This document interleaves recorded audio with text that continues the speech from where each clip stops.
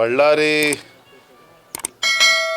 BJP ಕಚೇರಿನಲ್ಲಿ ಯಾವುದೇ ಒಂದು ಖಾಸಗಿ ಕಾರ್ಯಕ್ರಮಕ್ಕೆ ರಾಜ್ಯದ ಮತ್ತು ದೇಶದ ಯಾವುದೇ ಒಂದು ನಮ್ಮ BJP ಕಚೇರಿನಲ್ಲಿ ಅವಕಾಶಗಳಿಲ್ಲ ಖಾಸಗಿ ಕಾರ್ಯಕ್ರಮಕ್ಕೆ.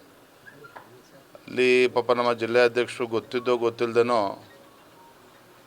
ಅಲ್ಲಿ ಒಂದು ಖಾಸಗಿ ಕಾರ್ಯಕ್ರಮಕ್ಕೆ ಅವಕಾಶ ಮಾಡಿಕೊಟ್ಟಿದ್ರು. ಹಾಗಾಗಿ ಸ್ಪಷ್ಟತೆ ಕೇಳಿ ಒಂದು ನೋಟಿಸನ್ನು ಕೂಡ ನಾವು ನೀಡಿದ್ದೇವೆ. ಉತ್ತರ ಬರಲ್ಲ, ಆಮೇಲೆ ಮಾತಾಡ್ತೇನೆ. ಸರ್, ದಿಢೀರ್ ಮಠಗಳ ಭೇಟಿ, ಸಿರಿಗೆರೆ ಇವತ್ತು ಕಾರ್ಯಕ್ರಮ ಇದೆ. ಆಗ ಕಾರ್ಯಕ್ರಮದಲ್ಲಿ ಭಾಗವಹಿಸಬೇಕು ಅಂತೇಳಿ ನಾನು, ನಮ್ಮ ಹಿರಿಯರಾಗಿರ್ತಕ್ಕಂಥ ಗೋವಿಂದ ಕಾರಜೋಳಜಿಯವರು, ನವೀನ್ ಅವರು, ಲಿಂಗಮೂರ್ತಿಯವರು, ನಮ್ಮೆಲ್ಲ ಪಕ್ಷದ ಮುಖಂಡರು ಇವತ್ತು ಬಂದಿದ್ದೇನೆ. ತಿಪ್ಪಾರೆಡ್ಡಿ ಅವರು ಕೂಡ ಇದ್ದಾರೆ, ಹಿರಿಯರು. ಯಡಿಯೂರಪ್ಪನವರು ಮೊನ್ನೆ ಬರಬೇಕಾಗಿತ್ತು, ಅವರು ಬರೋದಕ್ಕೆ ಸಾಧ್ಯ ಆಗಲಿಲ್ಲ.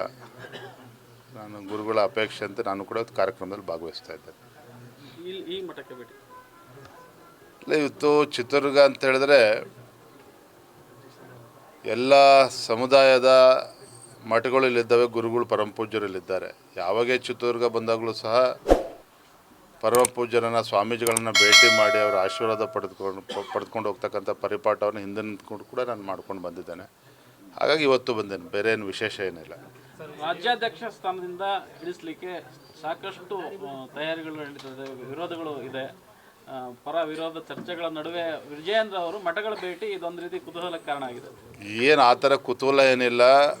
ರಾಜ್ಯದ ಅಧ್ಯಕ್ಷನಾಗಿ ಕಳೆದ 1 ವರ್ಷದಿಂದ ಯಶಸ್ವಿಯಾಗಿ ಕಾರ್ಯಕರ್ತರು ಕೂಡ ಒಂದು ಧೈರ್ಯ ಸ್ಥೈರ್ಯವನ್ನು ತುಂಬಿಕೊಂಡು ಕೆಲಸ ಮಾಡ್ತಾ ಇದ್ದಾನೆ. ರಾಜ್ಯದ ಅಧ್ಯಕ್ಷನಾಗಿ ಮುಂದುವರಿಬೇಕು ಅಂತೇಳಿ ಕಾರ್ಯಕರ್ತರ ಅಪೇಕ್ಷೆ ಇದೆ. ಸದ್ಯದಲ್ಲೇ ಕೇಂದ್ರದ ವರಿಷ್ಠರು ತೀರ್ಮಾನವನ್ನು ಕೈಗೊಳ್ತಾರೆ. ನಿಮಗೆ ರಾಮುಲು ಅವರು ಪೈಪೋಟಿಯನ್ನು ನೀಡ್ತಾ ಇದ್ದಾರಾ ಅಂತ ಅವರು ಯಾವಾಗಲೂ ಹೇಳ್ತಾ ಇರ್ತಾರೆ, ನಾವು ದುಡಿದಿದ್ದೀವಿ, ನಮಗೀಗ. ಶ್ರೀರಾಮುಲು ಅವರಿಗೆ ಪೈಪೋಟಿ ಕೊಡುವಷ್ಟು ದೊಡ್ಡ ಮನುಷ್ಯ ನಾನಲ್ಲ. ಯಾಕೆಂದರೆ ಅವರೆಲ್ಲ ಹಿರಿಯರಿದ್ದಾರೆ. ಶ್ರೀರಾಮುಲು ಅವರು ಇರ್ಬೋದು, ಕಾರಜೋಳ ಅವರು ಇರ್ಬೋದು, ಇವತ್ತು ಸನ್ಮಾನ್ಯ ಯಡಿಯೂರಪ್ಪನವರು, ಅನಂತಕುಮಾರರು, ಅವರ ಜೊತೆಯಲ್ಲಿ ಅವರು ಕೂಡ ಅನೇಕ ಹಿರಿಯರ ಜೊತೆ ಅವರು ಕೂಡ ಪಕ್ಷ ಸಂಘಟನೆ ಮಾಡಿದ್ದಾರೆ. ಇವತ್ತು ಅಂತಿಮವಾಗಿ ಪಕ್ಷದ ವರಿಷ್ಠರು ತೀರ್ಮಾನ ಮಾಡ್ತಾರೆ. ಶ್ರೀರಾಮುಲು ಪೈಪೋಟಿ ಕೊಡೋಷ್ಟು ದೊಡ್ಡ ಮನುಷ್ಯ ಖಂಡಿತ ಅಲ್ಲ. ಅದನ್ನು ಆ ರೀತಿ ಅರ್ಥೈಸಲೂಬಾರ್ದು. ರಾಜ್ಯಾಧ್ಯಕ್ಷ ಸ್ಥಾನವನ್ನು ಕೊಟ್ಟರೆ 150 ಸ್ಥಾನವನ್ನು ಗೆಲ್ಲಿಸ್ಕೊಂಡು ಬರ್ತೀನಿ ಮುಂದಿನ ಚುನಾವಣೆಯಲ್ಲಿ ಅಂತ ಖಂಡಿತ ಎಲ್ಲವೂ ಕೂಡ ವರಿಷ್ಠರು ಗಮನಿಸ್ತಾರೆ. ಯಾರಿಗೆ ಕೊಟ್ಟರೆ ಪಕ್ಷಕ್ಕೆ ಒಳ್ಳೆಯದಾಗ್ತದೆ, ಜಿಲ್ಲಾಧ್ಯಕ್ಷರ ಅಪೇಕ್ಷೆಗಳೇನಿದೆ, ಶಾಸಕರು ಹಿರಿಯರ ಅಪೇಕ್ಷೆ ಏನಿದೆ, ಅದೆಲ್ಲ ಆಧಾರವಾಗಿ ಇಟ್ಕೊಂಡು ಪಕ್ಷ ತೀರ್ಮಾನ ಮಾಡ್ತದೆ. ನಮ್ಮ ಪಕ್ಷ ಏನು ತೀರ್ಮಾನ ಮಾಡ್ತದೆ, ನಮ್ಮ ಹೈಕಮಾಂಡ್, ಅದು ನಾನಾಗಲಿ ಮತ್ತೊಬ್ಬರು ಎಲ್ಲರೂ ಕೂಡ ಭದ್ರಾಗಿರ್ಬೇಕಾಗ್ತದೆ. ಅದನ್ನು ಮಾಡ್ತೇವೆ. Thank you. ಜಿಲ್ಲಾಧ್ಯಕ್ಷರ ಆಯ್ಕೆ ಸಂದರ್ಭದಲ್ಲೂ ಕೂಡ ಸರ್ ವಿಜಯೇಂದ್ರ ಅವರ ಬೆಂಬಲಿಗರಿಗೆ ಅವಕಾಶ ಕೊಡಲಾಗ್ತಾ ಇದೆ. ಚುನಾವಣೆ ಪ್ರಕ್ರಿಯೆ ಇದೆ, ಅದ್ರ ಪ್ರಕಾರನೇ ಆಗಿದೆ. ಹಾಗಾಗಿ ನಾನೆಲ್ಲೂ ಕೂಡ ರಾಜ್ಯದ ಅಧ್ಯಕ್ಷನಾಗಿ ನನ್ನ ಅಭಿಪ್ರಾಯ ಕೊಡ್ತಕ್ಕಂಥ ಕೆಲಸವನ್ನು ಕೂಡ ಮಾಡಿಲ್ಲ.